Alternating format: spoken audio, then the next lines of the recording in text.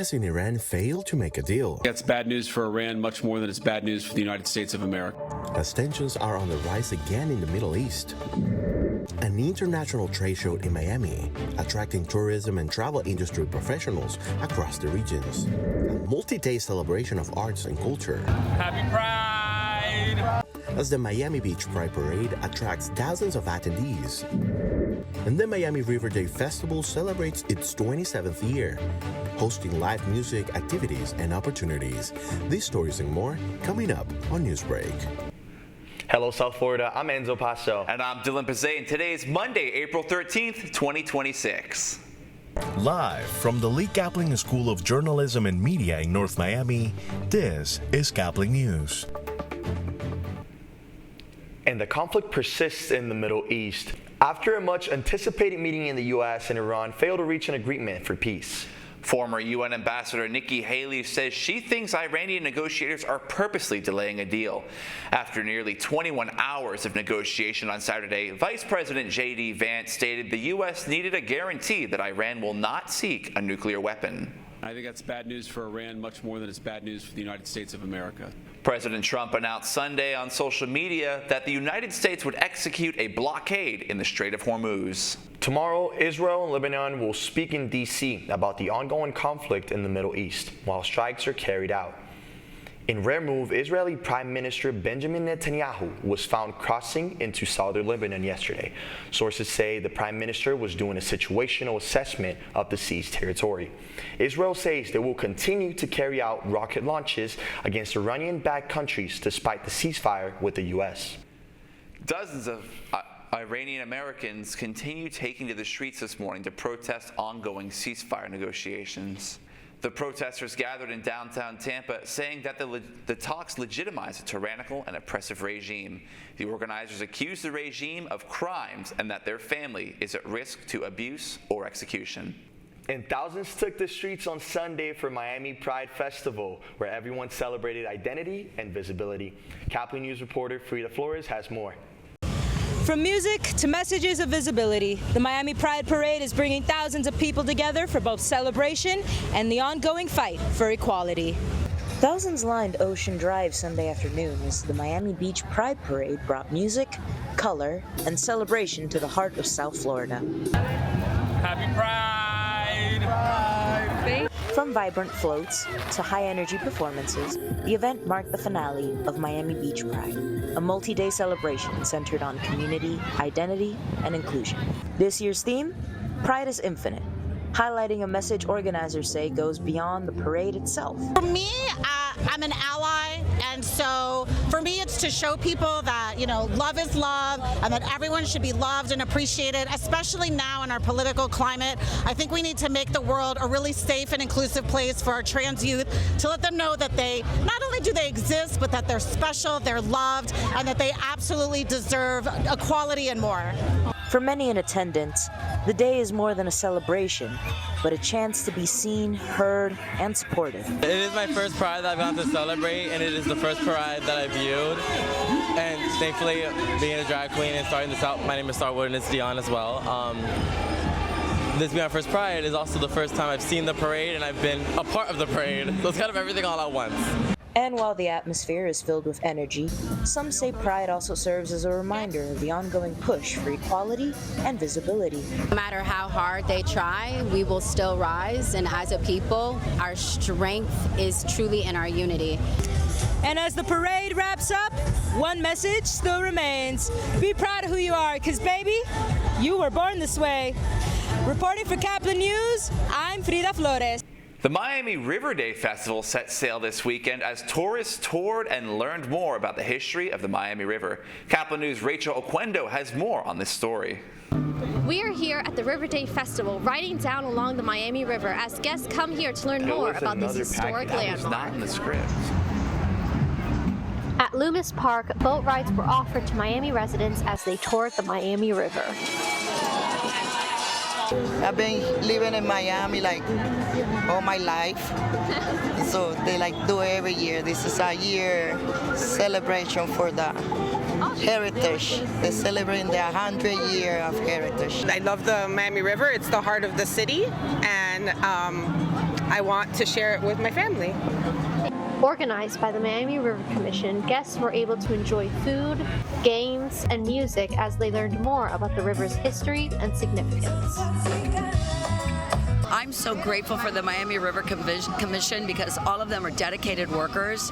Everyone who's appointed to that commission really does have a love for the river. I think that people have not had a chance to get close enough to the river to realize what a great resource it is for us. And I think all of us are thinking about how do we protect our natural resources, which in fact creates the quality of life that we're all enjoying. The Miami River has continuously evolved since the 1500s and is the oldest natural landmark in southeast Florida, with many calling to preserve it. It's important to take care of a river like this. So again, there'll be more tourism, more people would actually want to visit. It'll be more eco-friendly. Like imagine this water was super green and ugly because of so much habitat loss and whatever. Like no one would want to come here. It'll just be more barren. The Miami River Commission hopes that more events like these will help bring educational awareness to the river. Reporting from downtown Miami, I'm Rachel Oquendo for Caplin News. And the Dominican Republic hosted its 4th tourism trade show in Miami Beach, bringing together travel professionals from across the Americas. Our Caplin News reporter, Patricia Varas, has more. The Dominican Republic is becoming one of the top tourist destinations in the Caribbean, and now the growth is reaching South Florida. From vibrant displays to cultural showcases, this trade show brought together more than 1,200 travel industry professionals at the Miami Beach Convention Center. No, but we're going to all the trade fairs with the tourism minister, with the tourism board, which do great events like this one here, which makes it cost effective for us to be able to come and let everybody know about all our products. Hotels like Viva by Wyndham are expanding into new areas north of Punta Cana, including new projects like Viva Miches. There's not too many resorts in the area. There's only like 4 or 5 resorts. And we are located in a bay that is very secluded, very nature. You really feel that you are in the island because you connect also with the locals. The event is also bringing in travel agents from across North America, including Canada. And I'm here to meet a lot of suppliers, especially from the Dominican Republic, and to meet the DMC hotel partner, air partner to book for my clients. With new investments, the Dominican Republic is expanding globally, with Miami playing a key role. For Caplin News, I'm Patricia Varas. The Florida Panthers travel to play against the Toronto Leafs. I hope we got them. That's still ahead, and so is this story.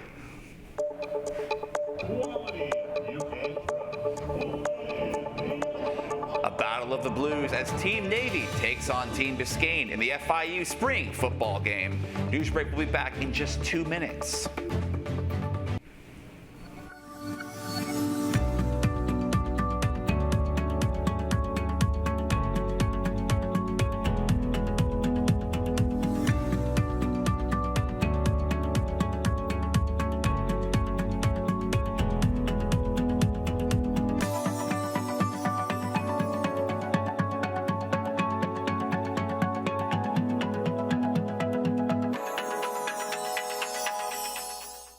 See us dream. See us remember. See us protest.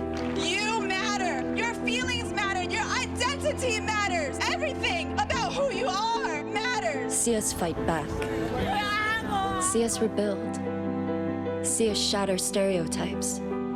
See us inspire. See us united. See us now. There are 16 million children struggling with hunger in America. That's 1 in 5 daughters, sons, neighbors, and classmates who don't know where their next meal is coming from. Yet billions of pounds of good food go to waste every year. It's time we do something about it. Feeding America is a nationwide network of food banks that helps provide meals to millions of kids and families in need. Visit feedingamerica.org to help them feed even more. Together, we can solve hunger. Together, we're feeding America.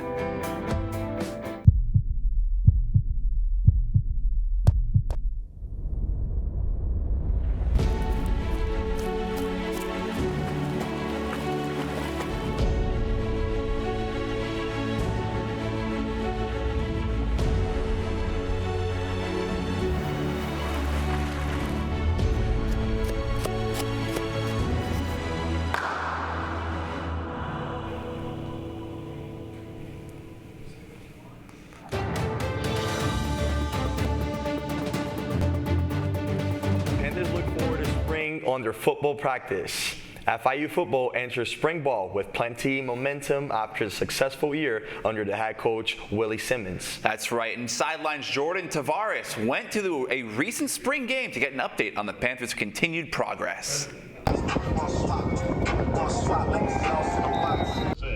Spring has officially sprung as the FIU Panthers took the field for the annual spring football game between Team Navy versus Team Biscayne. The second one under head coach Willie Simmons, it was an opportunity for coaches to evaluate and for players to compete in a game-like environment while showcasing their skills. For a program looking to build on momentum in year 2 under new leadership, every rep matters. The quarterback room drew plenty of attention, with Appalachian State transfer J.J. Cole and incoming freshman DJ Alexander making plays and conducting the offense.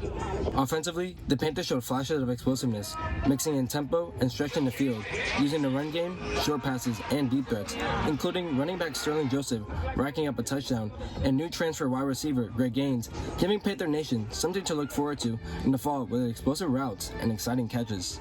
On the other side of the ball, the energy of the defense stood out. The unit forced turnovers and played with aggression, running around the field and making stops. Defensive back Demetrius Hill picked up 2 interceptions for the Navy team. Coaches have emphasized the key role the defense will play in the upcoming season.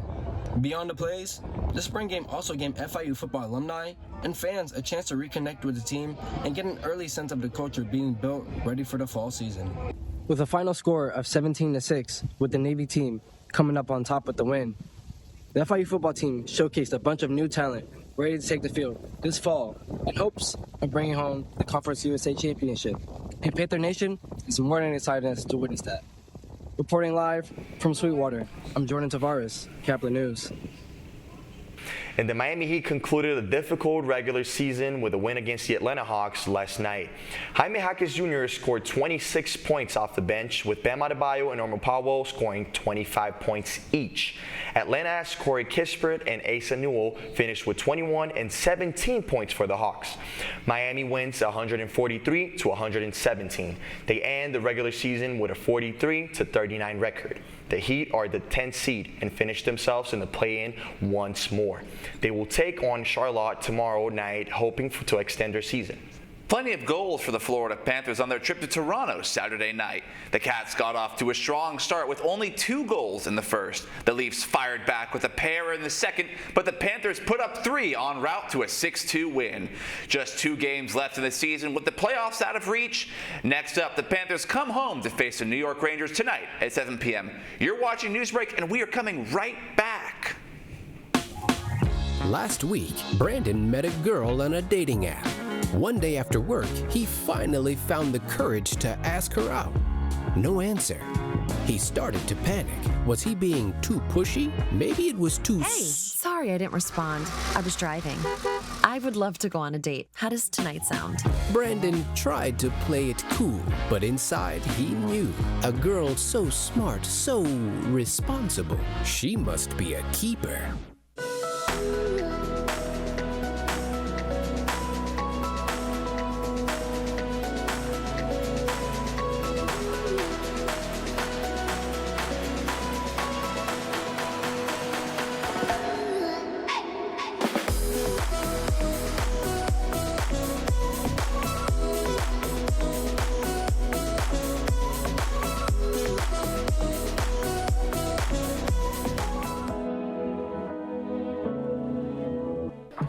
How do you know when you've made the right decision? It's the feeling you get in your gut. The one that tells you what's right or wrong. It's the one that says, sure, I can have a drink. Or the feeling that says, okay, I've been drinking. Now what? It's the voice inside you that says, I'm buzzed. Better leave the car when it's time to go. Plan ahead. Catch a sober ride. Buzz driving is drunk driving. Every day, millions of people are connecting. And even though we're overcoming obstacles, watching each other's backs, and banding together, we should still make an effort. We should still make an effort to get to know each other on a deeper level. Father, cosplayer, mentor, actor. It's time we take a step forward. It's time we take a step forward. Come together and discover how accepting our differences can make us stronger. That's all the time we have for Newsbreak. I'm Enzo Paso. And I'm Dylan Basay. Remember, you can get more news anytime at caplinnews.fiu.edu.